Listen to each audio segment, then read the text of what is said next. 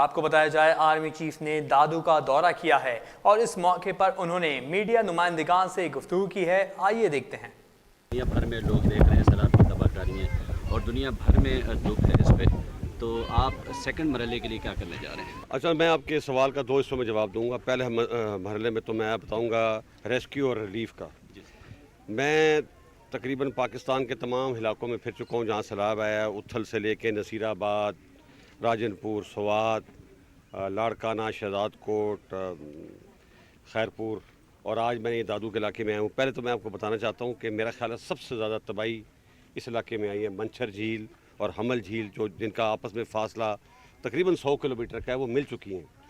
تو باقی علاقوں میں تو ریسکیو کا کام تقریباً ختم ہو گیا ہے. جہاں پہ ایمرجنسی ہوتی ہے، کہیں کسی کو سانپ کاٹ گیا، کوئی بیمار ہو گیا، زخمی ہو گیا، تو وہاں ہم ہیلی کاپٹر یا اپنی بوٹ بھیج کے اس کو ہم ریسکیو کر لیتے ہیں. یہاں تو ابھی تک ریسکیو کا کام بھی جاری ہے اور ریلیف کا کام بھی جاری ہے.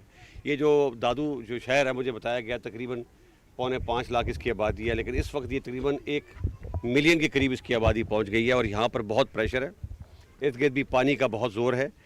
ڈی سی صاحب نے اچھا کام کیا ہے، لوگوں کے ساتھ مل کے، فوج کے ساتھ یہاں پر انہوں نے بانچند بنائے ہیں، اس کو محفوظ کرنے کی کوشش کر رہے ہیں. تو یہاں پہ تو ابھی پہلے فیز کا چیلنج چل رہا ہے کہ لوگوں کو ہم نے ریسکیو کرنا ہے اور ریلیف بھی دینی ہے. اس وقت پاکستان سے لوگ امداد دے رہے ہیں.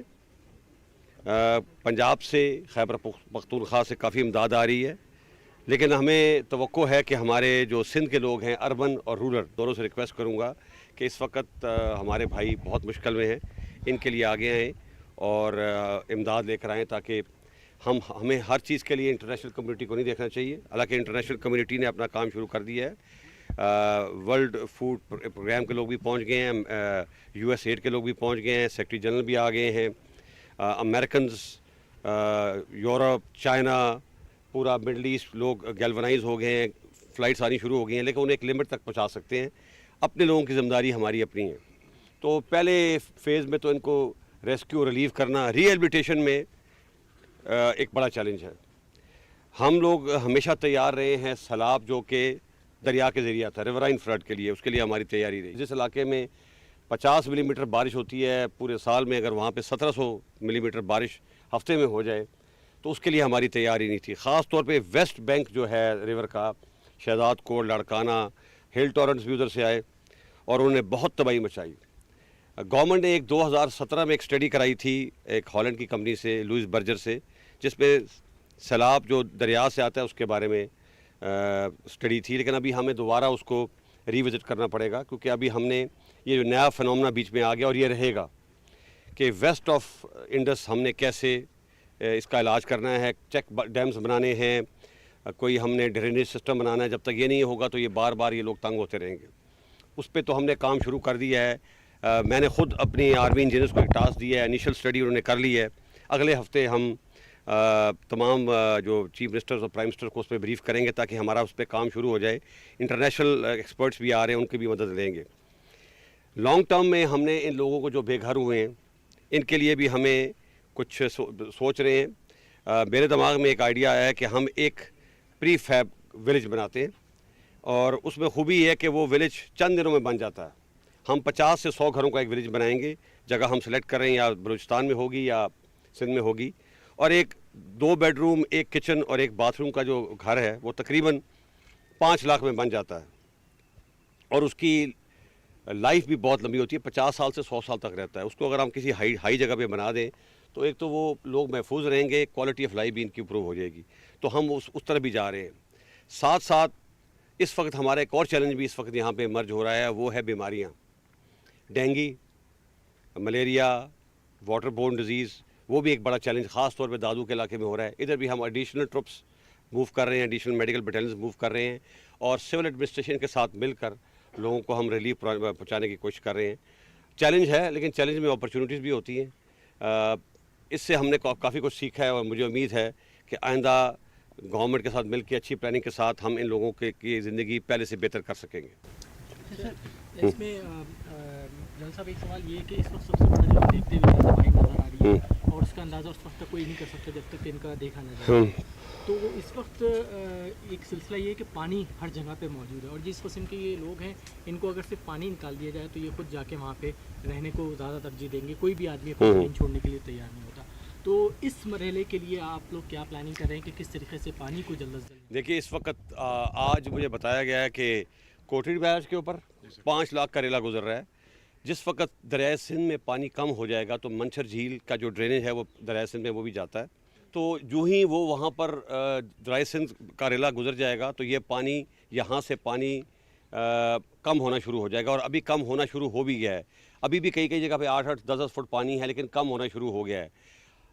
लेकिन खैरपुर के इलाके में और सखर के इलाके में वो ज़रा लो लाइंग इलाका है, वहाँ हमें कुछ और तदबीर करनी पड़ेगी। हो सकता है डी वाटरिंग करनी पड़े, पंप्स लगाने पड़े, कोई ड्रेनेज सिस्टम बनाना पड़े। यहाँ से जैसे मैंने कहा है, जो ही इंडस में पानी कम होगा तो ऑटोमेटिकली पुल आएगा और हम बंद तोड़ के पानी का रुख उस तरफ कर देंगे और पानी को उधर ले जाएंगे। लेकिन ये लॉन्ग टर्म के लिए हमें पूरी प्लानिंग करनी पड़ेगी। डिलेड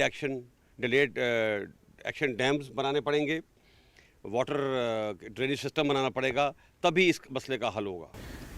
सर मेरा एक सवाल है सर, जैसे कि क्लाइमेट चेंजेस आ रहे हैं और ये जो नेचुरल डिज़ास्टर हमारे पास अभी इस वक्त आया, ग्लोबल वार्मिंग से भी पूरी दुनिया दो चार है, तो आप इसको कैसे देखते हैं कि हमें फर्दर क्या स्टेप्स लेने फॉर? देखिए, उसमें ये है कि अभी सेक्रेटरी जनरल भी आए थे और उसके बाद USAID वाले भी थे और कांग्रेस के लोग भी आए, अमेरिका से काफ़ी दुनिया आई। उनको हमने यही बताया कि हमारी एमिशंस जो हैं दुनिया में लेस दैन 1% है।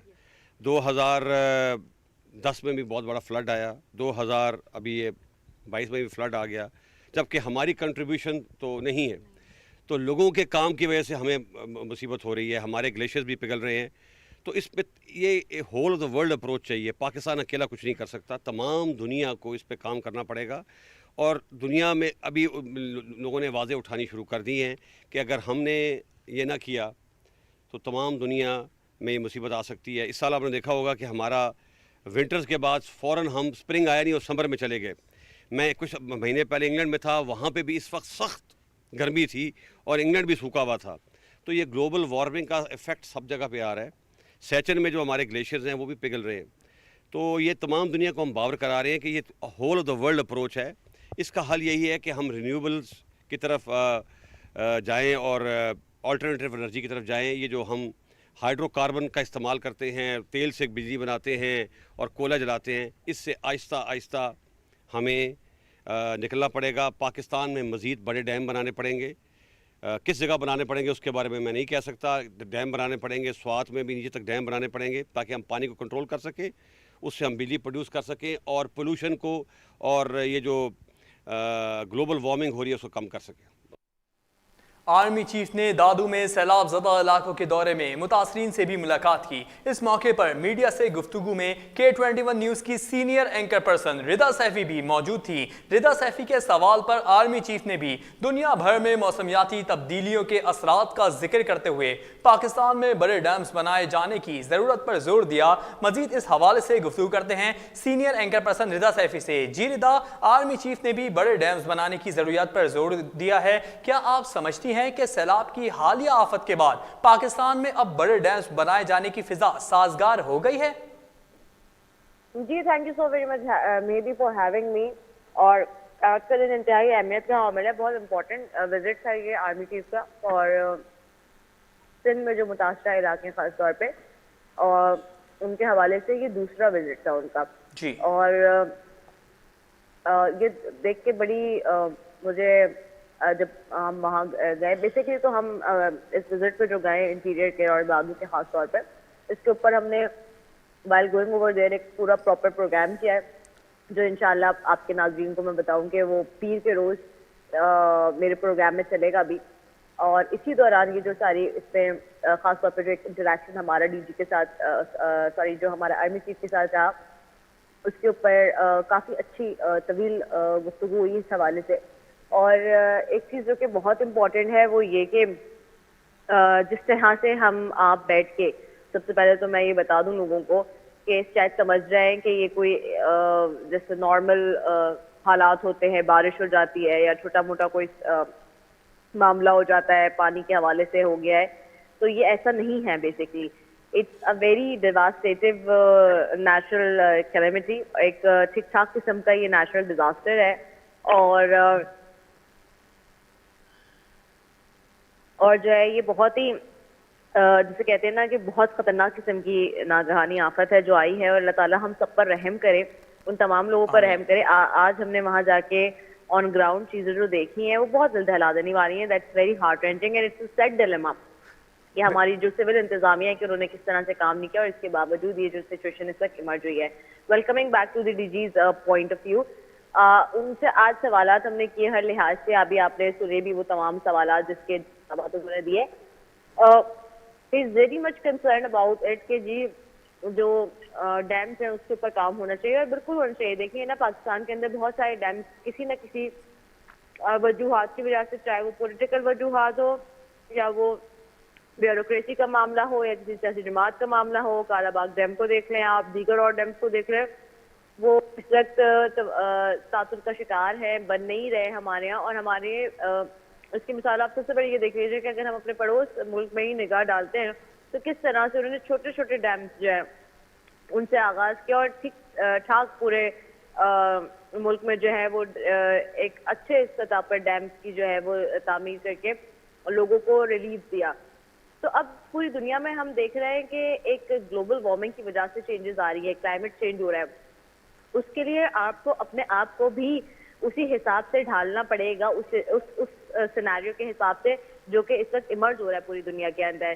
کیونکہ اب یہ جو بارشوں کا سلسلہ ہے اور یہ جو اس طرح کے سیناریوز جو ایمرج ہوں گے کمنگ ایئرز میں, وہ ہمیں نظر آئیں گے پاکستان کے بھی اندر. کیونکہ یہ جو انپریسیڈنٹ ایک قسم کی جو بارشیں ہوئی ہیں اس وقت, وہ یہ کوئی معمولی بارشیں نہیں ہیں. یہ معمول کی جیسے بارشیں جو ہوتی تھیں ماضی میں اس سے ہٹ کر یہ بارشیں ہوئی ہیں اس دفعہ, اور اس کے نتیجے میں جو بہت بڑے پیمانے پر جس طرح کی یہ میسو ایک ڈسٹرکشن ہوئی ہے وہ ہم سب کے سامنے ہے. تو اس کے لیے کچھ پلاننگ ہوتی ہے, اس کے لیے کچھ اسٹریٹجی ہوتی ہے. اسی کے حوالے سے آج آرمی چیف نے بات بھی کی کہ جی پلاننگ ہونی چاہیے, اس حوالے سے اسٹریٹجی بنا رہے ہیں, کنسرن کر رہے ہیں. انٹرنیشنل جو انجینئرز ہیں ان کے ساتھ بھی, آرمی کے اپنے انجینئرز بھی لگے ہوئے ہیں مختلف اسپاٹس پر کام کر رہے ہیں.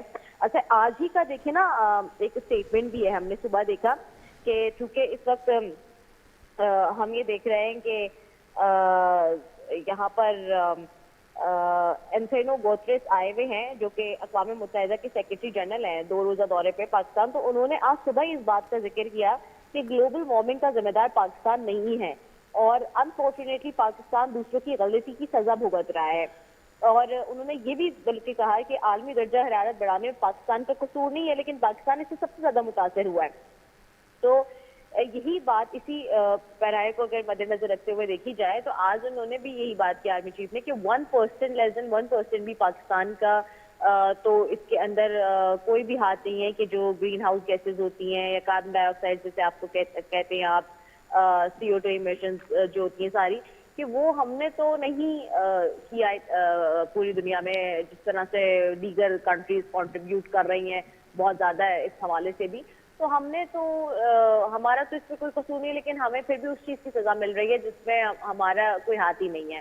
تو انفارچونیٹلی چونکہ پاکستان کے اندر یہ اس طرح کا ایک نیچرل ڈیزاسٹر آیا ہے تو اس کے پیش نظر ڈیمس کی امپورٹنس کو انہوں نے بر وقت سمجھا, اور اسی حوالے سے انہوں نے آج اس بات کو بڑا ہائی لائٹ کیا کہ ڈیمس بننے چاہیے پاکستان کے اندر, اور ڈیفینیٹلی بننے چاہیے تاکہ جو انہوں نے کہا پانی کا جو اسٹاک کرنے کا معاملہ ہے, اور یہ پانی جس طرح سے کھڑا ہوا ہے اس طرح نہ کھڑا ہوا, اس طرح وہ لوگوں کے لیے مصیبت نہ بنے, بلکہ اس پانی کا صحیح استعمال ہو, اس کو اسٹاک کرے تو اس سے جو ہے وہ تھرمل انرجی اور دیگر جو آپ کی انرجی ہے, ہائیڈرو انرجی, وہ ساری چیزیں فارم میں. ویسے بھی جس طرح کی انرجی ہم پروڈیوس کر رہے ہیں تو پاکستان میں یہ تو کسی طرح کی جو بھی بات نہیں کہ وہ مہنگی انرجی ہے. اگر ہم آلٹرنیٹ انرجی کے پلانس پر جاتے, پانی سے جو ہے اپنی بجلی بناتے, ہوا سے اپنی بجلی بنائے, جو کہ لوگ جا رہے ہیں آلٹرنیٹس کے اوپر, تو فارچونیٹلی ہمارے یہاں نہیں ہو رہا ہے. تو اس سے بڑے اچھے ہمیں فائدے ہو سکتے ہیں. اور دیکھیں نا جہاں پہ وہ ایک بات ہے کہ جہاں آپ کے پاس اس طرح کا کہ ڈیزاسٹر آتا ہے تو وہاں آپ کے پاس اپرچونیٹیز بھی بہت اچھی آتی ہیں ساتھ ساتھ, تو یہ آپ کو پتہ چلتا ہے اور آپ کا دماغ بھی کھلتا ہے. تو انہوں نے اس حوالے سے بات کی, اور بہت اچھا سوال کے اوپر انہوں نے کافی ڈیٹیل میرے جواب دیا اور وہ بھی آپ نے سنا بھی. سو یہ برڈ دیکھ کے بہت خوش ہوئی کہ اس پورے ٹرپ میں مجھے کہ کس طرح سے انہوں نے علاقوں میں جہاں کوئی جا نہیں سکتا, سول ایڈمنسٹریشن نہیں جا سکتی, پاک آرمی کے جو ہمارے دستے ہیں جو نوجوان ہیں وہ بہت بہتر انداز میں وہاں کام کر رہے ہیں اور لوگ بھی بہت مطمئن ہیں. کافی سارے لوگوں نے آ کے بات کی, وہ اب آپ پروگرام دیکھیں گے جب منڈے کو تو آپ کو بہت ساری چیزوں کا علم ہوگا مزید بھی. جی بالکل ردا, ہر بار کی طرح آپ اس بار بھی اپنے صحافتی فرائض بخوبی سر انجام دے رہی تھی. ردا, آپ سے مزید جانیں گے کہ آرمی چیف نے دورہ کیا ہے سیلاب زدہ علاقوں کا, اس موقع پر آپ بھی موجود تھیں. کیا کہیں گی سیلاب متاثرین کے حوالے سے, پاک فوج کا جو ملکی سطح پر ریسکیو اور ریلیف آپریشن جاری ہے اس حوالے سے؟ جی بہت اچھا سوال کیا آپ نے. جو میں نے آبزرو کیا کہ سب سے ایک جیسے ہوتا ہے نا گھر کا سربراہ, دیکھیں گھر کا سربراہ جو ہوتا ہے نا اس کو ہر چیز کی بہت زیادہ فکر ہوتی ہے کہ کس طرح سے چیزوں کو لے کے چلنا ہے. تو اسی طرح سے آج مجھے ان کے اندر وہ چیز ایک بہت نظر آئی, کس طرح سے he was very much concern about the people, اور لوگ بھی ان سے آ کے بڑی امیدوں کے ساتھ اپنی فوج کی طرف دیکھ رہے تھے, ان کی طرف دیکھ رہے تھے, ان سے بات کر رہے تھے. میں نے پورے وزٹ میں یہ نوٹ کیا اور وہ بہت ایزیلی لوگوں کے درمیان موجود تھے. سب سے اچھی کسی بھی ہیومینیٹیرین گراؤنڈ پہ میں ہو گئی, آپ ہو گیا, کوئی بھی کسی بھی عہدے کا آدمی ہوگا, اگر وہ سب سے پہلے ہیومینیٹیرین گراؤنڈ پہ اپنے لوگوں کے درمیان موجود اور کسی بھی مشکل کسی بھی آفت میں, تو ظاہر سی بات ہے وہیں سے پتہ چل جائے گا کہ ہاؤ ہی از گڈ اور شی از گڈ. تو یہاں سے اسی بات کا آپ اندازہ لگا لیں کہ وہ جب آپ موجود تھے اور لوگوں سے بار بار, اور میں نے کہا نا ابھی کہ دوسرا تیسرا دورہ انہوں نے کیا ہے اور وہ بہت کنسرن ہے, اور جو ریہیبلیٹیشن کا فیس ہے اس کے اوپر بھی بہت زیادہ توجہ کے حوالے سے بات کر رہے ہیں. وہ چاہ رہے ہیں کہ زیادہ سے زیادہ ریہیبلیٹیشن کی طرف بھی جایا جائے, اور اس سمن میں بھی وہ ڈفرینٹ ٹینٹ سٹیز وغیرہ اور مختلف سٹیز کو آباد کرنے کے حوالے سے بھی بات کر رہے تھے کہ جی ہونا چاہیے اس طرح سے, تاکہ لوگوں کو جو ریلیف ہے وہ جلد سے جلد ملے.